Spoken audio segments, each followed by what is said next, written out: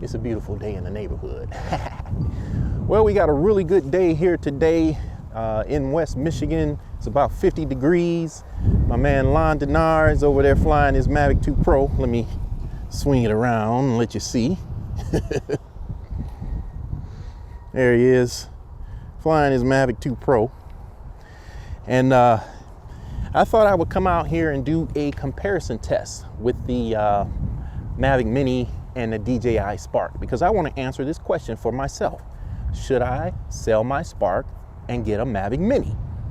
So today what I want to do is do some comparisons, hover test, return to home accuracy test, video quality, photo quality comparisons. All right, so let's get on into it.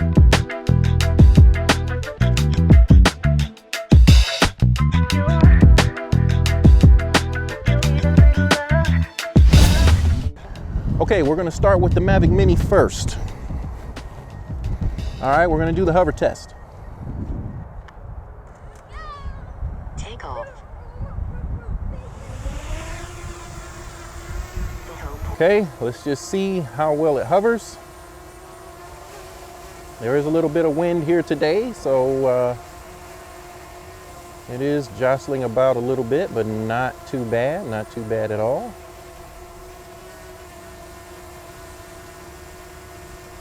Okay, I'll take that. All right, now I'm just gonna fly it on out, straight out.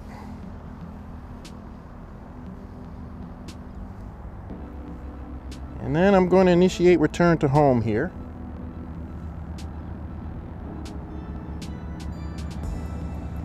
Wow, that's pretty.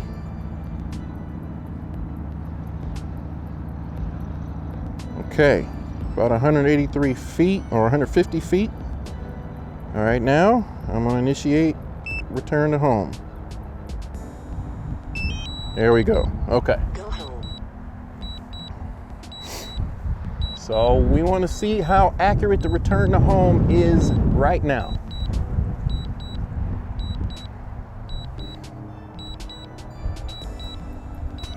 On its way back. Coming back right now.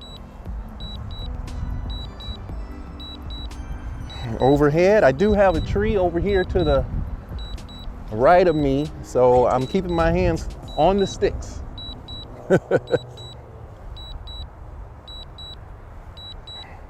Coming on down now. I'm gonna go ahead and point the camera down.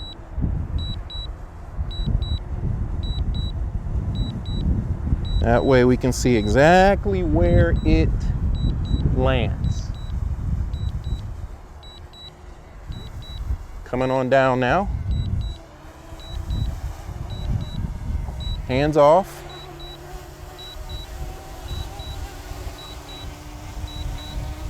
There it comes.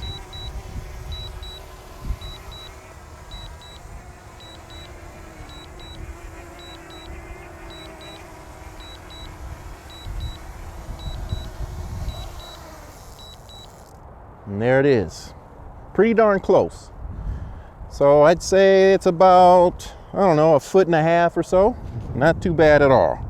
Okay, next what I want to do is get some photos and video. And we're just going to compare what we get with the Mavic Mini with what we can get with the Spark. All right, so let's do it. Let me start the video. And I'm just going to take it straight up. We'll do the same thing with the Spark. Now the Mavic Mini is shooting at 2.7K, 30 frames per second. I'm gonna take it up about 150 feet here.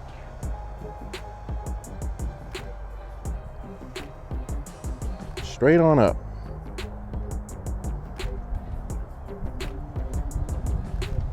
Okay. What I'm gonna do now, I'm gonna stop the video, switch over to the camera, snap off a shot. I'm gonna turn about 90 degrees, snap off another shot, another 90 degrees or so, snap off a shot, and another 90 degrees or so, and snap off a shot. And let's point the camera down. snap off a shot.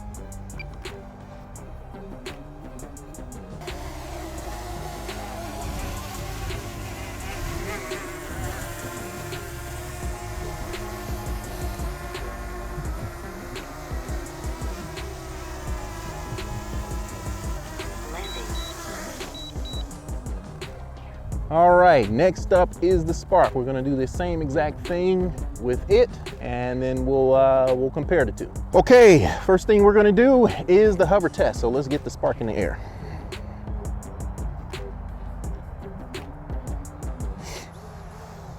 Take off. The home point has been updated. Please check it on the map.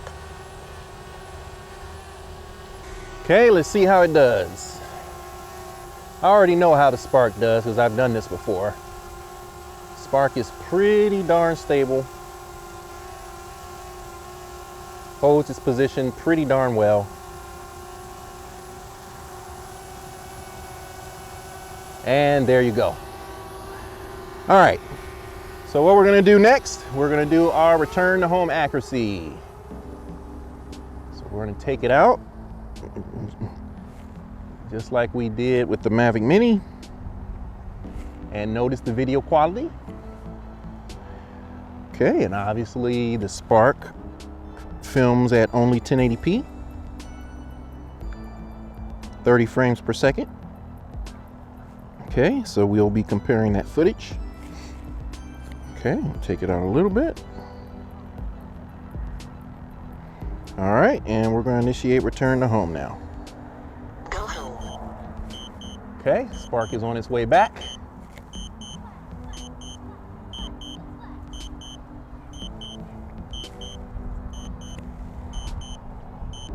And I'm gonna go ahead and point that camera down just like we did with the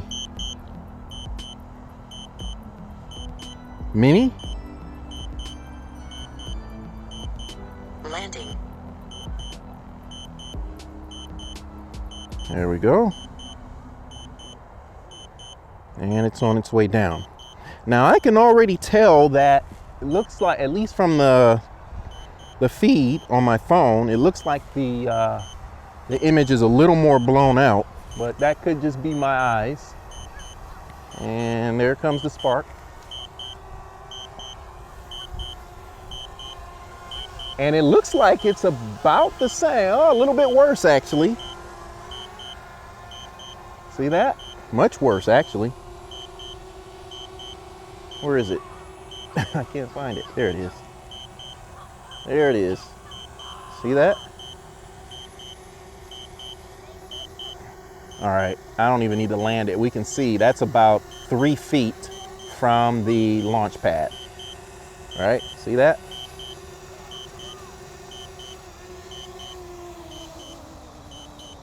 Okay, so I would say that the Mini wins the return to home accuracy test.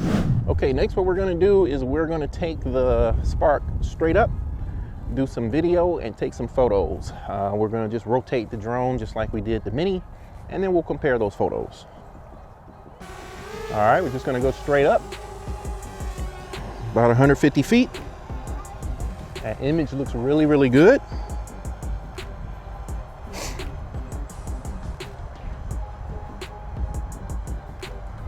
And I'll also note the difference in the field of view because I think the Mini might have a wider field of view, but I will confirm that. Okay, so we're up here at about 150 feet.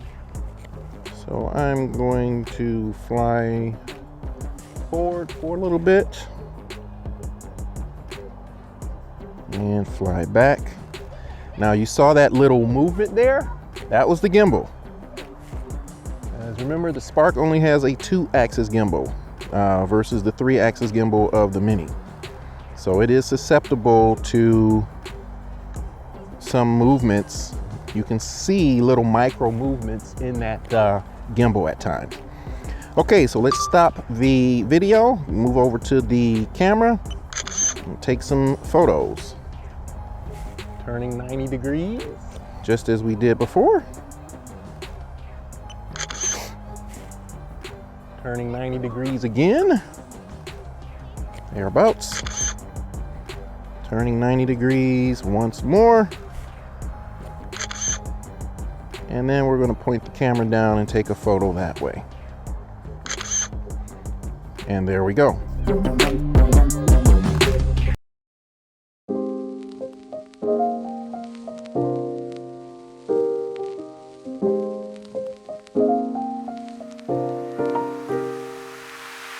So many questions that I wanna ask, but I can find the reasons why. You always find a small excuse to leave. What's your excuse to make me cry? My love was lost when you came and took it all.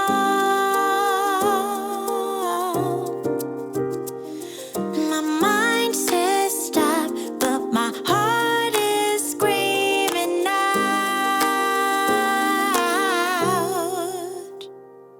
Don't go, just leave, no stay with me.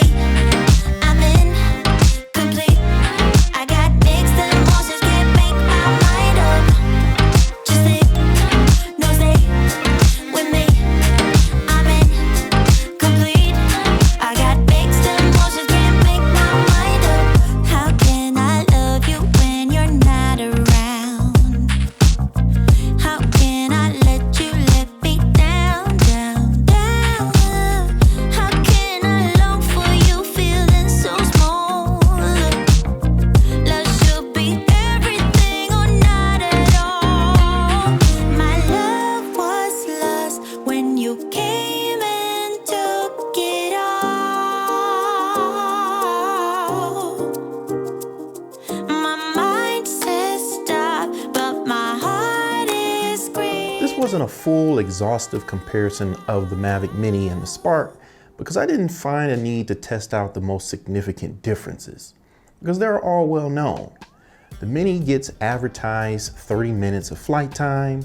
The Spark gets 16. The Mini has a 3-axis gimbal, the Spark 2. The Mini is foldable and lighter, but the Spark has front-facing obstacle avoidance, a much more durable feeling build. And while the Mini does have quick shots, the Spark has more of the intelligent flight modes that you see on the larger, more advanced DJI drones.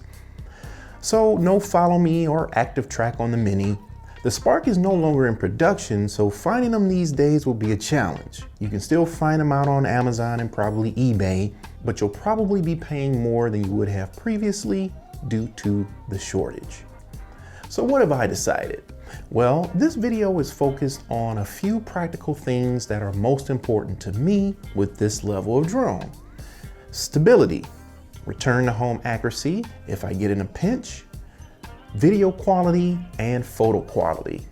Now, based on the testing I did, the Mavic Mini just doesn't improve on any of those things enough for me to get rid of my Spark. I actually thought the Spark's camera performed better, but that's definitely a matter of preference because some of you might not like the saturated look the Spark produces, and you might prefer the way the Mini's footage looks better. So if you already have a Spark and have been considering the Mini, I hope this helps you decide whether to hold on to your Spark or not. Would I like more flight time out of the Spark? Well, yes, of course. Would I like a 3-axis gimbal versus 2? Of course. But as you could see, the Spark still holds its own, even without those things. And after flying 3 batteries with the Spark, I usually feel satisfied. Okay, for those of you that like to dig into the details like me, I've done a little spreadsheet comparing the specs of these 2 drones. So if you're interested, let's get into that now. Okay, so we're gonna quickly go through this spreadsheet. If you wanna take a closer look, pause the video, and that way you can take a closer look at this. But I don't want the video to be super long. But as you can see, I went ahead and highlighted the specific specifications where each drone had the advantage. So you can clearly see that the DJI Mavic Mini has an advantage in more of the specific specifications, such as weight, obviously, their main selling point. But interestingly enough, the Spark is actually has a smaller form factor, or footprint than the Mavic Mini does when it's unfolded. See that? That's what I meant to show you. When it's unfolded. See that? Quite a bit, actually.